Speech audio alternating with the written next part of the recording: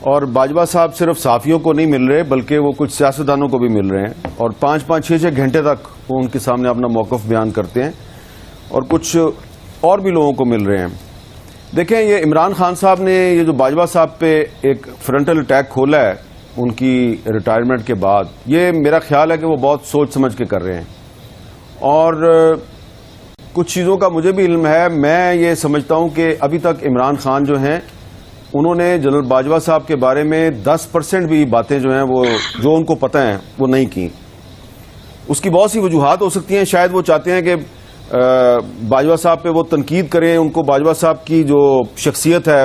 اس کی کافی سمجھ ہے, تو ان کا خیال ہے کہ یہ ریئیکٹ کریں گے اور ریئیکٹ کرنے میں یہ کوئی غلطی کریں گے تو اس کا عمران خان صاحب فائدہ اٹھائیں گے. لیکن یہ میں آپ کو بتا سکتا ہوں کہ عمران خان صاحب نے باقاعدہ ایک پوری لسٹ بنائی ہوئی ہے کہ انہوں نے باجوہ صاحب کے کون کون سے معاملات جو ہیں یا ان کی نظر میں جو کرائمز ہیں, میں ان کو معاملات کا لفظ دیتا ہوں, اس پہ انہوں نے ان کو ایکسپوز کرنا ہے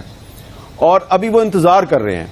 کہ ان کو گرفتار کیا جائے یا ان کو ڈسکوالیفائی کیا جائے. میں بار بار ریپیٹ کر رہا ہوں, آپ کو بتا رہا ہوں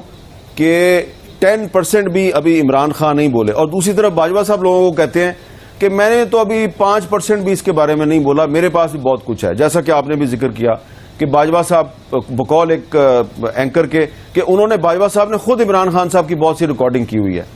تو شاید باجوہ صاحب کو یہ نہیں پتا کہ جو ان کے ساتھی تھے جن کو وہ بہت اپنا قابل اعتماد ساتھی سمجھتے تھے وہ ان کی ریکارڈنگز کر کے عمران خان کو دیتے رہے ہیں. تو آپ ذرا سوچیں کہ عمران خان جو ہے وہ اتنے اعتماد کے ساتھ باجوہ صاحب کو چیلنج کیوں کر رہا ہے, ان پر اٹیک کیوں کر رہا ہے, کوئی نہ کوئی چیز وجہ تو ہوگی نا. تو عمران خان صاحب جو ہیں وہ کچھ ایسے معاملات بھی تش تش بام کرنے کا ارادہ رکھتے ہیں کہ جس سے صرف باجوہ صاحب کی ذات کو نقصان نہیں پہنچے گا, ہو سکتا ہے کہ اتنا ریاکشن ہو, اتنا بڑا طوفان آ جائے کہ اس میں پھر عمران خان صاحب کو بھی نقصان ہو سکتا ہے. لیکن شاید عمران خان صاحب جو ہیں وہ اس شعر کے مطابق انہوں نے پالیسی بنائی ہے کہ ہم تو ڈوبے ہیں صنم, تم کو بھی لے ڈوبیں گے. تو ان کا ایک خیال ہے کہ باجوہ صاحب پہ جب وہ اٹیک کریں گے تو پھر ان کے ساتھ جو ایسوسیٹڈ لوگ تھے وہ بھی سامنے آئیں گے, تو ان کو سیاسی فائدہ بہت ہوگا. اور خان صاحب جو ہیں وہ آج کل پرائیویٹلی یہ بھی کہتے ہیں کہ میں ان کو اتنا ایکسپوز کروں گا کہ لوگ بھول جائیں گے, ذوالفقار علی بھٹو کو بھی بھول جائیں گے اور اس الطاف حسین کو بھی بھول جائیں گے. میں ان کو اتنا ایکسپوز کروں گا کہ ان کو چھٹی کا دودھ یاد کروا دوں گا. میرا نہیں خیال کہ وہ موجودہ اسٹیبلشمنٹ جو ہے اس کے ساتھ کوئی محاذرہ ہی کرنا چاہتے ہیں. وہ باجوہ صاحب پہ اٹیک اس طریقے سے کریں گے کہ اس کا نقصان صرف باجوہ صاحب کو یا ان کے 1-2 ساتھیوں کو ہوگا جو کہ اب ریٹائر ہو چکے ہیں.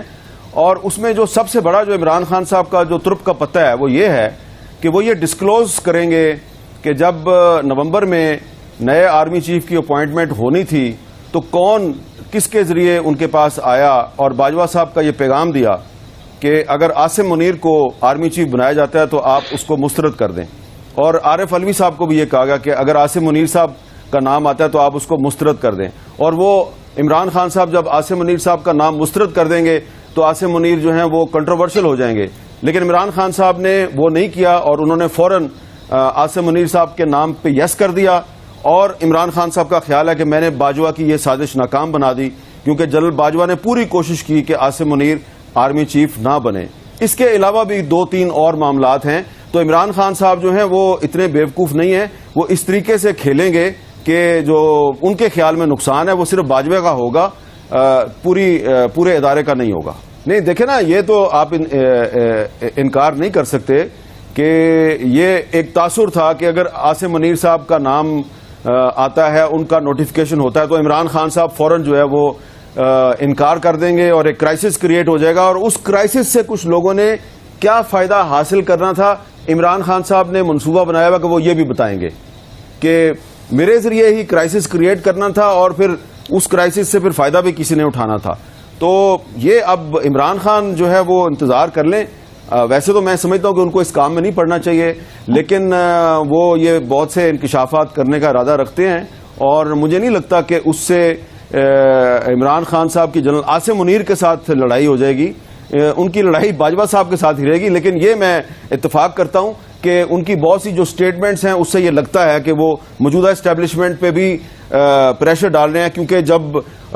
وہ عاصم منیر صاحب کا نام نہیں لیتے لیکن ان کے کچھ سبارڈینیٹس کا نام لیتے ہیں, تو اس کا مطلب ہے کہ وہ ادارے کو پریشرائز کرنے کی کوشش کر رہے ہیں. لیکن فی الحال مجھے لگتا ہے کہ آنے والے دنوں میں عمران خان صاحب جنرل باجوہ صاحب کے بارے میں بہت سے دعوے کریں گے. دیکھیں, جو ہائی کورٹ ہے یا کوئی بھی اور کورٹ ہے یا سپریم کورٹ ہو, تو وہ جو بھی فیصلہ کرتی ہے نا وہ تو آئین کو سامنے رکھتی ہے نا. تو ہائی کورٹ نے تو جو فیصلہ دیا ہے بڑا سمپل ہے کہ جی آئین کے مطابق جب صوبائی اسمبلی تحلیل ہو جاتی ہے تو 90 دن کے اندر الیکشن ہونا چاہیے, اور یہی انہوں نے فیصلہ دیا ہے اور ایسا ہی ہونا چاہیے. لیکن یہ تو آئین کہہ رہا نا اور عدالت کہہ رہی ہے. جو اہل اقتدار و اختیار ہیں وہ تو کچھ اور سوچ کے بیٹھے ہوئے ہیں, جیسا کہ آپ بھی جانتے ہیں کہ میں نے آپ کو کافی دن پہلے بتا دیا تھا. پہلے تو مجھے یہی پتا چلا تھا کہ یہ صرف پنجاب اور خیبر پختونخوا کا الیکشن جو ہے اس کو آگے لے جانا چاہتے ہیں, اور چاہتے ہیں جی کہ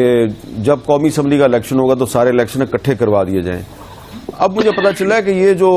بائی الیکشن ہے نا قومی اسمبلی کا, جس کے لیے ابھی ان دنوں کاغذات نامزدگی جمع کروائے جا رہے ہیں, یہ وہ بھی نہیں کروانا چاہتے, اور اس کے بعد یہ اکتوبر سے بھی معاملے کو آگے لے جانا چاہتے ہیں. اب اس میں یقیناً ہر بندہ جو آئین اور قانون کی بالادستی پہ یقین رکھتا ہے وہ یہی سوچے گا یار یہ آئین میں تو ایسا نہیں ہو سکتا. تو بالکل صحیح بات ہے, آپ کو اور مجھے, شامی صاحب کو, سب کو یہی سوچنا چاہیے کہ آئین میں تو ایسا نہیں ہو سکتا. لیکن آپ دیکھیں کہ یہاں پہ تو بہت سے ایسے کام ہوتے ہیں کہ جو آئین میں نہیں ہوتے لیکن اصل گراؤنڈ ریئلٹی انہی کو بنا دیا جاتا ہے. تو لگ یہی رہا ہے کہ جس طرح ماضی میں ہوتا رہا ہے کہ بہت سے عدالتوں کے فیصلے جو ہیں اس پہ عمل درآمد نہیں ہوتا, اور کچھ ایسے بھی فیصلے ہیں جن پہ عدالتوں نے عمل درآمد کرنا تھا اور عدالتوں نے بھی عمل درآمد نہیں کیا. تو ان کی ایک فہرست بنائی جا رہی ہے کہ عدالتوں کے کون کون سے فیصلوں پہ عمل درآمد نہیں ہوا, اور عدالتوں نے بھی اپنے کون کون سے فیصلوں پہ عمل درآمد نہیں کیا. تو کہا جائے گا جی کہ ہم اس پوزیشن میں نہیں ہیں, ہمارے معاشی معاملات ہیں, فنڈز کی کمی ہے, مردم شماری نہیں ہوئی, یہ نہیں ہوا, وہ نہیں ہوا, اور یہ الیکشن کو ڈیلے کریں گے. تو یہ آئین کی خلاف ورزی ہوگی, اور میں تو ذاتی طور پہ سمجھتا ہوں کہ آئین کی خلاف ورزی جو ہے وہ ایک بہت بڑا جرم ہے. لیکن یہ جو آج کل اسد عمر صاحب جس طریقے سے جو انداز گفتگو ہے ان کا کہ ہم گھسیٹیں گے اور آرٹیکل 6 لگا دیں گے, یہ کریں گے, وہ کریں گے, تو یہ خود بھی تو یہی کام کرتے رہے نا. تو ان کے کہنے میں وہ طاقت مجھے نظر نہیں آ رہی جس کے اوپر عدالتیں یا یہ حکومت جو ہے وہ راضی ہو جائے, کیونکہ یہ خود بھی یہی کام کرتے رہے ہیں. اب جس طرح کہ انہوں نے آج ان کے دور میں علی وزیر صاحب گرفتار ہوئے تھے اور آج وہ رہا ہوئے ہیں 2 سال کے بعد. تو علی وزیر صاحب جب رہا ہوں گے تو وہ صرف اس حکومت کو تو نہیں نا کوسیں گے, پچھلی حکومت کو بھی کوسیں گے. تو اس لیے یہ جو ان کی مختلف سیاسی جماعتوں کی جو انٹرنل کنٹراڈکشنز ہیں ان کا یہ ایک دوسرے کو فائدہ اٹھانے دیتے ہیں اور کبھی اٹھانے نہیں دیتے. لیکن اس مرتبہ یہ ایسے لگ رہا ہے کہ جس طرح پہلے تحریک انصاف جو ہے وہ کچھ طاقتور لوگوں کی مدد سے جو چاہتی تھی وہ کر لیتی تھی, اب وہی کام مسلم لیگ نون اور پیپلز پارٹی کرنے والی ہے.